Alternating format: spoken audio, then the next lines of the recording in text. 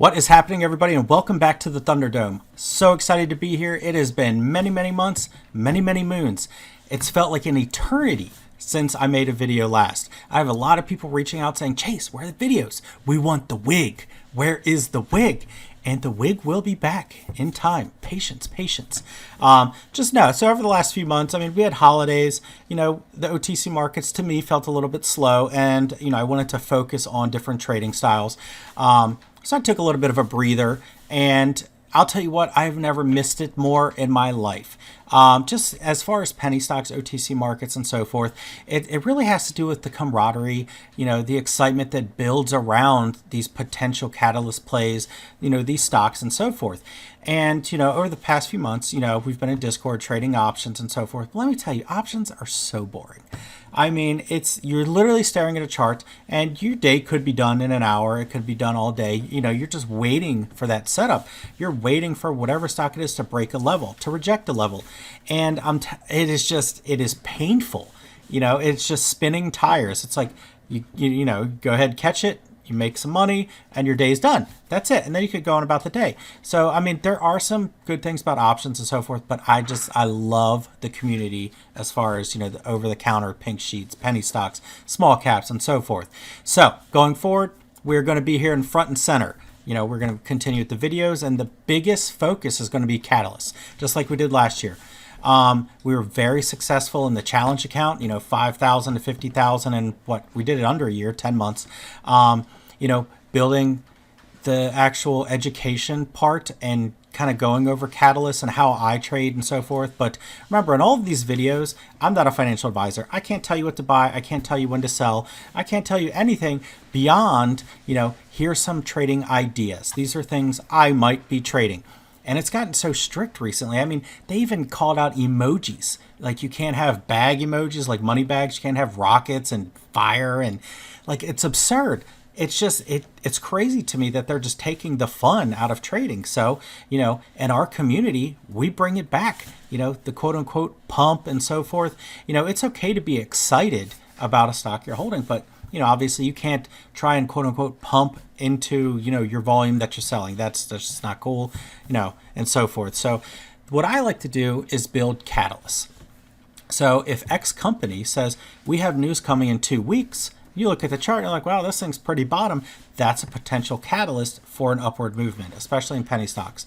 We've seen a lot of volatility over the past few months. A lot of popular stocks got caveat emptored, got delisted, just, basically killed. But everybody's still here. Everybody's still trading. The excitement is coming back, and I want to be a part of it. So going forward, like I said, we're going to continue the videos. We're going to talk about several today. Some I'm holding, some I'm not. Some that I think could be really good potentials for catalysts because they have a lot of different factors coming up. So without further ado, let's go and get into the video.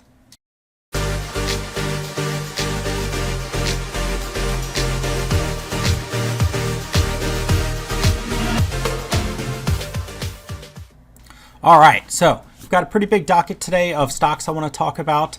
A lot of them have upcoming catalysts. Some are kind of brewing, waiting for their catalyst to pop. But before we get into it, I want to know, how has your trading been over the past few months? Have you had a tough time? Has OTC been great to you? Has penny stocks been great? Small caps and so forth. I know Moon Market has just been annihilating it with small caps. I mean, he's just making everybody tons of money. Hats off to Moon. So I know small caps kind of took over the OTC market for a bit, but I'm seeing a lot of positivity really coming back. And, I want to talk about a few of those stocks today that can really, break the bank. So first one I want to talk about is CNNA. Nobody has any idea what's going on with this company. I mean, it's just, they had somebody come in, a new CEO. They were going to do this awesome merger. I mean, the communication was killer. The share structure is great. It sounded great. And then all of a sudden, they couldn't do the change of control. And then boom, CEO's out. And now they're trying to work on something different. So it's like, what? Like, of course that raises an eyebrow. Also, Pink Limited, it's not Pink Current. They still have to have the change of control. They got to get filings in and so forth. But look at the market cap. I mean, it's under $1 million, 850,000. awesome float, awesome DTC, gorgeous share structure. So there is a lot of opportunity there, but is higher risk because it is pink limited. And then let's see the chart on Friday, was it Thursday or Friday? There was crazy dumping. I mean, 150 plus million was just hammering bids, and everybody's like, okay, it's got to be dilution. So I mean, they had an old reg, and we thought the old regulation or Reg A was done. Maybe it wasn't. They have some dilution. The problem is filings haven't been updated in a while, so we don't know what's going on. But they did say, let's see, put here, we are confused to anyone about today's trading. We can assure you that not a product of dilution, as we have essentially no TA for weeks. No shares could issue even if we wanted to, yada, yada, yada. So who knows? But there is opportunity there because of the share structure. It can just go ballistic. There's a lot of speculation, and I'll show you why. So look at this, Prodigy, and here is Prodigy Stem Cell. So this could be a niche merger that could really ignite the OTC, being that, if they do some sort of bio stem cell, just really grow into that, it could really take off. So, just looking at the chart, 002 looks good if they can get pink current, if they're not diluting. So, like I said, it is a little bit higher risk, but it's definitely one I have on my eye. I mean, especially because it's cooked over 01 a couple of times now. So this has potential to go 500% like nothing. So, but remember, not a financial advisor, no more rocket emojis, no more bags. I guess we'll just sit around and just sit on our hands and smile that we made money. So keep an eye on that one. Definitely like that one. IDVV. This one I wasn't too familiar with until recently. They are getting into the AI platform, which has been, pretty hot with, GPT and, artificial intelligence and so forth. So they actually, as you can see here on the chart, it's bottomed. But they had a PR that actually went out on the 22nd just saying, hey, we're working on this. We're going to have a lot more updates coming. And then as far as their Twitter, and you look at the market cap 2.3. And so on their Twitter, they said, happy Friday. We'll be updating parts of our website throughout the weekend, and I will have additional announcements on projects, including our AI next week. So we know AI was popular. We know AI was hot, still is. So if they start bringing in acquisitions, they start bringing in a new team, and, this can really get some momentum, especially on the share structure, it can go. They do have some debt. So if it does pop, there's a chance it may drop. So keep an eye on level 2. But I think not many people are talking about this one. It definitely has a chance, so we'll see what they bring to the table next week. And this one I've covered a lot in the past. This is one of those companies I just love to hate. HIRU, HIRU. So we remember we grabbed it, 16s last year, 16, 17, rode it all the way up to, I think I had about 10% left by the time we even got to 60s. So didn't have much left, because I always trim risk management and so forth on the way up. So grab teams again, just waiting and waiting and waiting. As far as their market cap, 4 mil. They're projected to do 4 or 5 times that this year. And then looking at the chart, it's just been channeling. Now the good thing I like to see, this is where they did have some dilution from, as far as their quote unquote lines and upgrading the business and so forth. Accumulation was down, and then it started to pop back up. Now it's just channeling through, and then you can see 002, kind of like CNA, is starting to hold. It did wick below, but it's starting to curl up. Let's see if we can kind of break through 25, get through 30s, because I'll pull this up here. Let's see, update financials next week, and our first small bottle customer will be announced after contracts are finished and a video of the new product being made on our line. And then if you look here, what they said a few days before that, it actually says, skip for now. Let's go back to HIRU. Not Alex DeLarge, which, hey, it's great to see you, buddy. All right, so we'll go to update financials next week and small bottle meetings next 3 weeks. Please vote on what you would like to see. Demand is growing, and this is who we are meeting with over the next 3 weeks. So a lot of people voted for Prime. So if they can get a contract with Prime, it would go ballistic, even Voss. But any of these companies really, one, are going to say contracts. Two, they're still talking about Walmart and their big box stores waiting on the SQL. So there's a lot in the pipeline. And right now that we're just channeling, this has the opportunity to really start to grind back up. They said dilution is done. I do see OTCN, which is to me, a famous diluter. Could just be conversions, could be anything really. It could just be a placeholder. But I have seen them on Ask and Blast and Paul, you know, the famous crew. So it's one that I still like. I think it has a lot of opportunity with the market cap, with their growth. We're just waiting on that big PR. You know, Catherine's just got to bring it. Next one, SFIO, another one we covered in the past. I think this company is awesome. I still love them. But the problem is they pay out a lot of people, or, you know, there's in shares. So, you know, they do a lot of work. Hey, you know, we're going to pay you in shares. So it just kills the price of the stock. And, you know, a lot of people are buying right now, so it just bleeds down. But they have some pretty big catalysts coming up. So let's go look at the chart real quick. So as you can see, channel, and then accumulations start to occur a little bit. It actually had a really nice pop on Friday. A lot of people have been accumulating this 006, 007 range. But yeah, it popped up. I mean, it just on nothing. What, a few 100,000, maybe 1 million volume. So if this thing gets volume behind it, double, triple. I mean, just it goes crazy. So it's definitely one to always keep an eye on. I think they're going to have a really bright future. You know, they've noticed here that the management is on track on its target release shareholder letter by the end of the month, followed by the bridge, which is, you know, they kind of just go over, you know, what their backlog is and what they're working on in the future and so forth. Communicating the company's achievements, key initiatives, 2023 roadmap, which is awesome, and maximize shareholder value, which will include buybacks, IR campaign, and audit, mergers and acquisitions. So if SFIO gets news on share buybacks, it's going to fly. It is. I mean, any OTC that actually has buybacks, they rip. I mean, there's nothing about it. It's a huge catalyst. And everybody's like, oh, well, you know, man, maybe they don't have money. Well, you know, they actually do. So good thing is total assets 25 million. So, you know, as far as cash, accounts receivable, so they got a big pipeline, but they do have enough assets to where, you know, who knows how they're going to do it, but if they do announce buybacks, I'll just tell you it's going to go.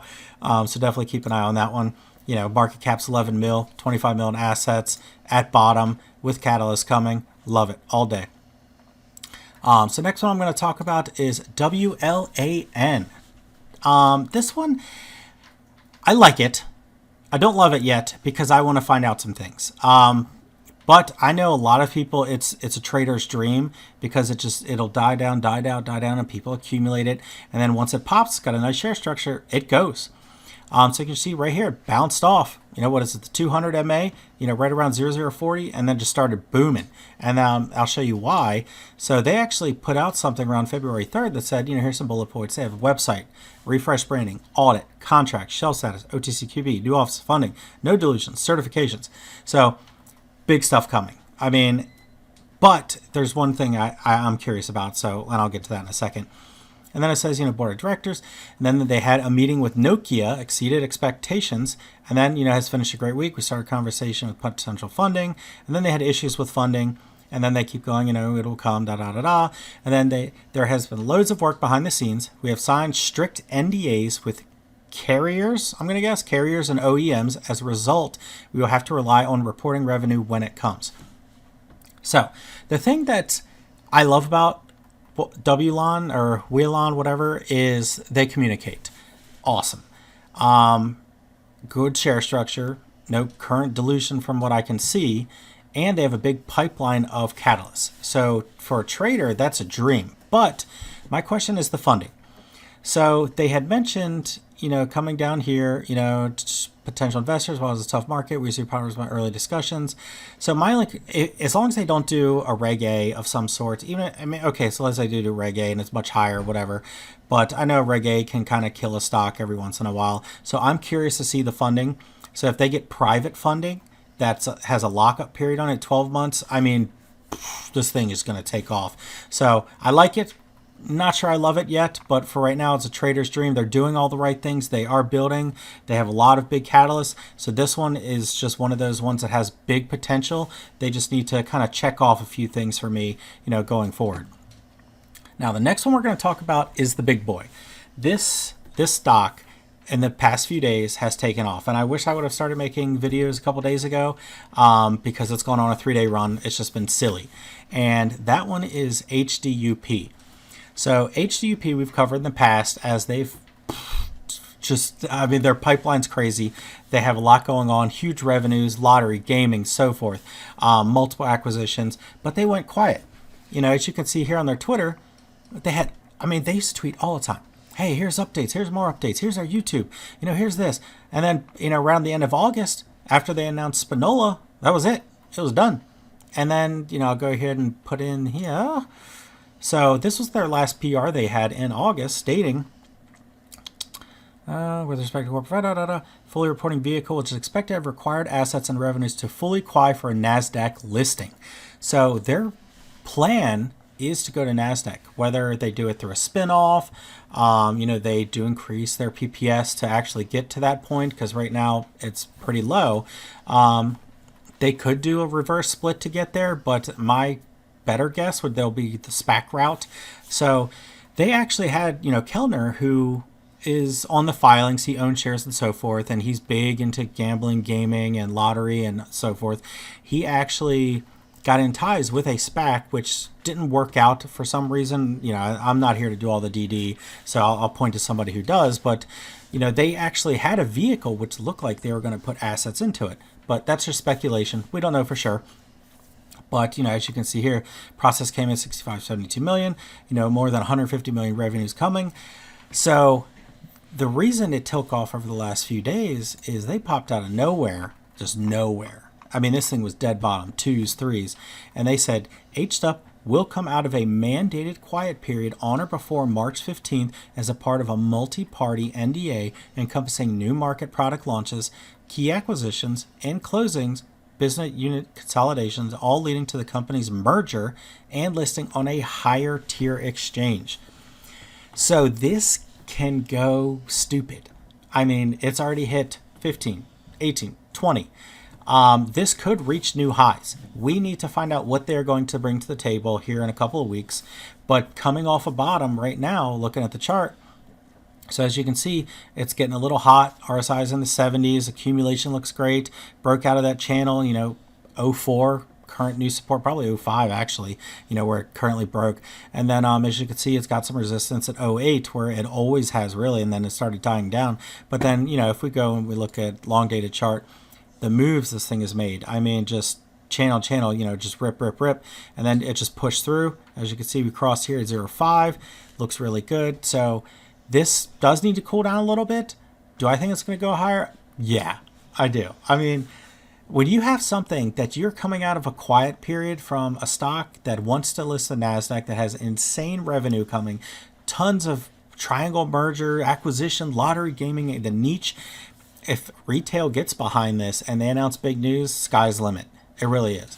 But we do have, 20 days left, so it does need to consolidate a little bit. It's been running for days. I think we will probably see a little bit of a dip, which, you know, I'll be adding more for sure. But this thing, it can be special. So it's one that I'm really watching. And then I want to point out to here Rocky Stacchiano, which, you know, I've checked him off in one of the other videos. You know, definitely check him out. All his DD is YouTube and so forth, because he's covered tons and tons of due diligence on this stock. This is not your average penny stock, you know, pump and dump, you know, news coming, you know, shell merger. This thing can really go. I mean, you look at all the companies, you know, news that they've put out, it was just so consistent for the longest time. And then they went through that quiet period. But it would have been nice if they said, hey, we have a quiet period for 90 days. You know, we're working on some things. We're getting some filings done. You know, we're working on another acquisition. Great. But they just went dead silent. So there's probably something big coming. But we won't know for a couple of weeks. So I'll do another follow-up. I don't want to get too big into the due diligence behind HDUP. You know, if you want to check off one of the old videos, I have some on there of a lot of the DD. But really, it's just all about the catalyst. You know, being right now 7 cents, 8 cents. You know, if it dips back down to 5, 6s, I mean, we saw the highs. You know, looking back at the chart, we've seen what it can do. So will it do it again? This could be the news to send it all. But same thing. Not a financial advisor. I'll leave my rocket emojis at home this time. So I wanted to cover those stocks with you. We got CNNA, we got IDVV, we got HIRU, you know, SFIO, WLAN, you know, HDUP, so many others. So the market is there. You know, if retail gets behind these stocks, you know, especially with the upcoming news events, but I think these all have really good potential, being a lot are really bottomed. You know, you don't want to go through chasing something and so forth, but pretty exciting stuff. So just wanted to cover the video with you guys, and I hope you enjoyed it, and be back next time with the wig. Have a good one.